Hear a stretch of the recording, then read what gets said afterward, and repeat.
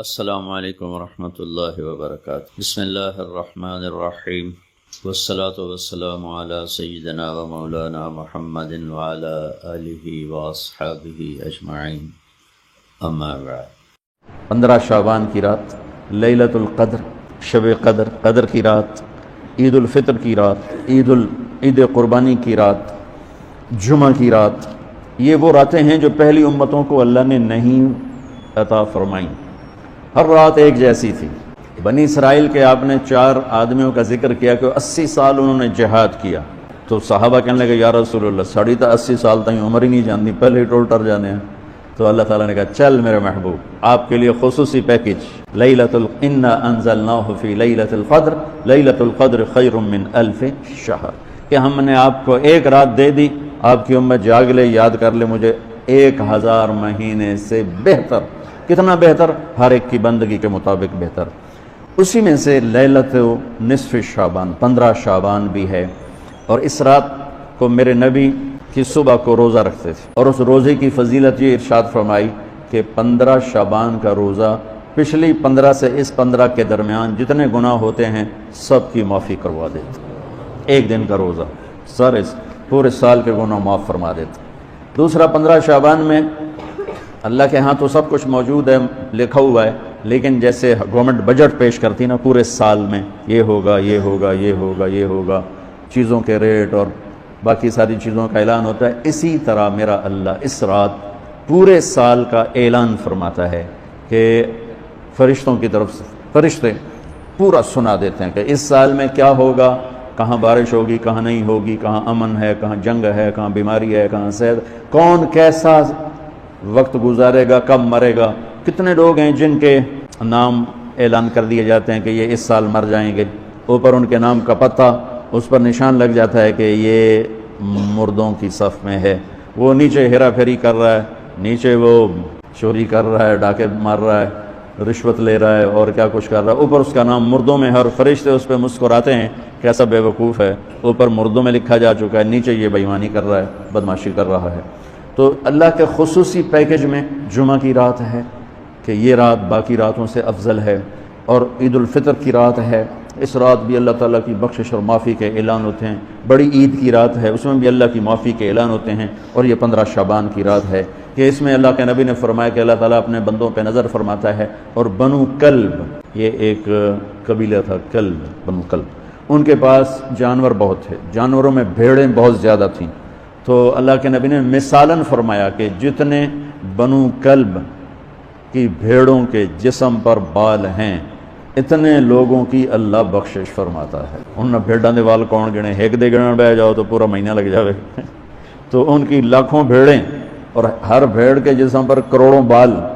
تو میرے نبی نے مثال کے طور پر یہ ارشاد فرمایا، یہ ایک مثال ہے کہ اللہ بے حساب لوگوں کی معافی کا اعلان فرماتا ہے۔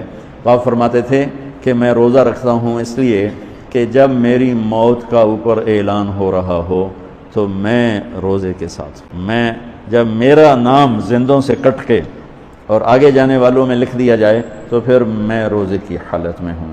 تو اس کے دن کا روزہ اور رات کی بندگی، رات کی بندگی کوئی مخصوص نہیں، ہمارے یہاں بہت سارے عجیب و غریب کام شروع ہو رہے ہیں، اور 15 شعبان ہو، لیلۃ شب قدر ہو، شب جمعہ ہو، یا جتنی بھی یہ عبادات کی رات ہیں، اس میں کوئی اجتماعی عبادت نہیں ہے، اس میں فرد کی انفرادی عبادت ہے، اور گھر میں ہے، مسجد میں نہیں، گھر میں۔ اپنے گھروں کو مسجد بناؤ۔ میرے نبی کبھی بھی سنتیں مسجد میں نہیں پڑھتے تھے، آپ حیران ہوں گے کہ میرے نبی نے کبھی زندگی اشراق پڑھے، مسجد میں 2 نفل آپ نے پڑھے ہیں اشراق، اس کے علاوہ آپ سنتیں گھر سے پڑھ کے آتے تھے اور نوافل گھر جا کے پڑھتے تھے۔ تو یہ نفلی بندگی کی رات ہے بھائیوں۔ تو اس رات میں انفرادی عبادت ہے، کوئی اجتماعی نہیں، آؤ بھئی صلاۃ تسبیح پڑھ رہے ہیں اور آپ اکٹھے بیٹھ کے ذکر کریں، اکیلا۔ اور پھر اس میں بہترین بندگی ہے توبہ کرنا اور دعا کرنا، بہترین بندگی، کیونکہ اس رات میں اللہ تعالیٰ اپنے بندوں پہ نظر ڈالتا ہے اور سب اہل ایمان کی بخشش کرتا ہے۔ اللہ کی بارگاہ میں کسی گناہ کی کوئی حیثیت نہیں، توبہ کر لیں، شرک بھی ہے ہزاروں سال کا، توبہ کر لیں، یوں معاف، 1 سیکنڈ میں معاف۔ توبہ نہ کریں تو پھر کام خطرناک۔ اللہ کو کسی نے نہیں بنایا وہ اپنی ذات میں خود احد بھی ہے، صمد بھی ہے، لم یلد ولم یولد ہے، ولم یکن لہ کفوا احد۔ اس لیے تو اللہ نے تفاوت رکھا، مالدار کی سخاوت کا امتحان رکھا، غریب کی خودداری کا امتحان رکھا، اور ایک دوسرے کو ایک دوسرے کے ساتھ جوڑ دیا ہے۔ تو اللہ نے، میں نے ایک آیت پڑھی تھی، فَلَقْتَحَمَ الْعَقَبَةَ، یہ تعبیر پورے قرآن میں ایک جگہ ہے اور کہیں نہیں۔ نماز مشکل، روزہ مشکل، حج مشکل، جہاد مشکل، تبلیغ مشکل، تہجد مشکل، ذکر تلاوت، دین کے جتنے بھی احکام ہیں، کچھ مشقت تو ہے نا، مشکل تو ہے۔ کسی کے لیے یہ تعبیر نہیں ہے جو میں ابھی بتانے لگا ہوں، جو خرچ کرنے کے لیے تعبیر آئی ہے۔ اقتحام، اقتحام ہوتا ہے سامنے کوئی کھائی آ گئی، گھاٹی آ گئی جی، تو اس لیے پل تو ہوندے کوئی نہ ہے نا، تو عرب شاہ سوار گھوڑے کو اٹھاتے تھے تو وہ چھلانگ لگاتا تھا اور پار جا کے وہ گرتا تھا۔ اس میں لمبی کھائی میں خطرہ بھی ہوتا تھا کہ نیچے گر جائے، عین ممکن ہے گر جائے، تو اس کے لیے لفظ اقتحام، ہیوی ویٹ لفظ استعمال ہوتا تھا۔ اور میرے بچوں نے گھوڑ سواری سیکھنا شروع کی گاؤں میں اپنے گھوڑوں پر، تو وہ ایک تو بڑا ماہر ہو گیا اور دوسرا جو تھا وہ بھی کچھ نہ کچھ تو ہو گیا، لیکن اتنا نہیں تھا جتنا وہ چھوٹا تھا۔ تو میں آ رہا تھا ڈیرے سے تو سامنے گھوڑے پہ آ رہا تھا، میں گیا مولانا صاحب تسی بھی گھوڑ سوار بن گئے ہو؟ کہ جی بن گیا۔ میں کہا ذرا کہ دوڑتا لاتے بھی کھاؤ، اور سامنے کھالا ٹپاونا ہے تسی گھوڑے نے، ایڈی ساری کھالی نہیں۔ میں کہا اے کھالا تسی ٹپایا تاں میں تانوں گھوڑ سوار مارنا۔ انہوں نے کہا گل ہی کوئی۔ تو ایک ایکڑ پیچھے لے گیا اور گھوڑے کو دوڑایا۔ اب اتنی مہارت تو تھی نہیں، جب گھوڑا آیا قریب اس کو اٹھانے کا طریقہ نہیں آیا، تو گھوڑے نے یوں گردن موڑی تو بیٹا صاحب عہدے جا ڈٹھے تھے، گھوڑا عہدے جا کھڑا تھا، اور شکر زمین کچی آئی، کچھ ہویا نہیں۔ اقتحام، گھوڑے کو اٹھانا اور جان خطرے میں ڈال کے کھائی کو پار کرنا۔ وہ جو عمرو بن عبد نے ود نے کیا خندق کے موقع پر، ایک آدمی جس نے پیچھے سے گھوڑے کو اٹھایا اور چھلانگ لگا کے دوسری طرف جا کر وہ کھڑا ہوا۔ مشکل کام۔ تو اب گھوڑ سواری ختم ہو گئی، لہذا اس کی سمجھ بھی بڑا مشکل ہوگا کہ بھئی کمیں اوکھا ہے کمیں نہیں اوکھا، لیکن میں نے تھوڑی سی تصویر پیش کر دی۔ تو اللہ کہتا ہے تم نے پھر چھلانگ کیوں نہ لگائی؟ فَلَقْتَحَمَ الْعَقَبَةَ، پھر تم نے چھلانگ تو لگائی کوئی نہ۔ یا اللہ وہ کی ہے، وہ کیڑی گھاٹی ہے جن تے اسی دھڑک مارنا ہے، چھال مارنی؟ تو انہوں نے کہا فک کو رکھا، مصیبت زدہ کی مدد کر، مصیبت میں گھرے ہوئے کی گردن چھڑانا۔ اب یہ ایک ایشو لے کر آئے، بیمار کی گردن بھی پھنسی ہوئی ہے، اور ہمارے ہسپتالوں کا جو حالات ہیں وہ بھی آپ کے سامنے ہیں۔ کچھ حکومت کا خزانہ تھوڑا ہے، کچھ ہمارے معاشرے میں دیانت کوئی نہیں، خدمت کا جذبہ کوئی نہیں۔ میں ہاتھ جوڑ کر ڈاکٹروں کے آگے کہ ہمارے اکثر ڈاکٹر تاجر ہیں، ڈاکٹر نہیں ہیں۔ وہ پیشنٹ نہیں ڈیل کرتے، وہ کسٹمر ڈیل کرتے۔ تبادلہ ہوتا ہے مریضوں کا، بھیج دے پہ میرا کتنا کمیشن ہے، تینوں بھیج دے پہ میرے واسطے کی ہے۔ تو بہرحال کمیوں کا ذکر نہیں کرنا چاہیے، خوبیوں کا ہی کرنا چاہیے، لیکن بس ہم نوا میں بھی کوئی گل ہوں کہ خاموش رہوں، کوئی نہ کوئی تو زبان پہ آ ہی جاتا ہے۔ نالے بلبل کے سنوں اور ہماتن گوش رہوں، ہم نوا میں بھی کوئی گل ہوں کہ خاموش رہوں۔ آہ تو آئی جاتی ہے سلام کہ جب ڈاکٹر ہی تاجر بن جائے اور پیشنٹ کو ایسے ڈیل کرے جیسے کسٹمر ہوتا ہے۔ بہرحال کمیوں پہ مٹی ڈالو۔ تو میرے رب نے لوگوں کی مدد کرنے کی جو تعبیر کی ہے وہ چھلانگ لگانا۔ تو انہیں چھلانگ کیوں نہ لگائی؟ کیا یا اللہ تہجد نہیں، روزہ نہیں، حج نہیں، جہاد نہیں، قرآن دی تلاوت نہیں، ساڑی طرح بہ کے بخاری پڑھاونا نہیں۔ کیا یا اللہ کہ میرے دکھی بندوں کی گردنیں آزاد کرا، دکھیوں کی مدد کر۔ او اطعام فی یوم ذی مسغبۃ یتیما ذا مقربۃ و مسکینا ذا متربہ، یا غریب رشتہ داروں کی ضرورتوں کا خیال کرنا، مسکینوں کی ضرورتوں کا خیال کرنا۔ ایک ہوتا فقیر، ایک ہوتا مسکین۔ مسکین ہے سکن ہو جانا، ایسی کیفیت کہ وہ بالکل پتھر کا بت بن گیا ہے، یہ فقیر سے بڑا غریب ہوتا ہے۔ تو میرے رب نے کہا غریبوں کی مدد، رشتہ داروں کی مدد، جن کی گردنیں بیماری میں، قرضے میں، کسی بھی چیز میں پھنسی ہوئی ہیں، آزاد کرانا، یہ ہے گھاٹی کو پار کرنا، یہ ہے گھاٹی میں چھلانگ لگانا، یہ ہے کھائی کو پار کرنا۔ ایمان کو بعد میں ذکر کیا، ثم کان من الذین آمنوا وتواصوا بالصبر وتواصوا بالمرحمہ۔ پھر ایک تھوڑا سا قانون بتا دیا کہ یہ صفات کافر بھی کر سکتا ہے، لیکن قبول اس کی ہوں گی جو ایمان والا بھی ہو، صبر والا بھی ہو، ایمان والا بھی ہو، صبر والا بھی ہو۔ تو ایک بہت بڑا ڈاکٹر صاحب نے مطالبہ رکھا ہے، ہم ساری باتیں حکومت پہ کیوں چھوڑتے؟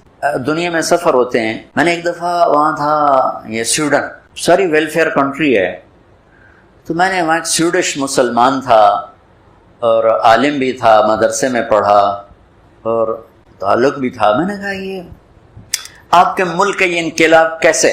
کا حکومت نہیں لے کر آئی تھی، عوام لے کر آئی تھی۔ 90 سال پہلے اس ملک کے 10 لاکھ آدمی ملک چھوڑ کے چلے گئے بھوک کی وجہ سے، یہ ملتا کچھ نہیں، فقر کی وجہ سے ملک چھوڑ کے جب وہ چلے گئے تو ہمارے ملک کے سمجھدار، تاجر، پڑھے لکھے اور غریب سب مل کر جمع ہوئے کہ اگر اسی طرح لوگ جاتے رہے تو ملک تو صحرا بن جائے، تو ہمیں اپنے دیس کے لیے کچھ کرنا چاہیے۔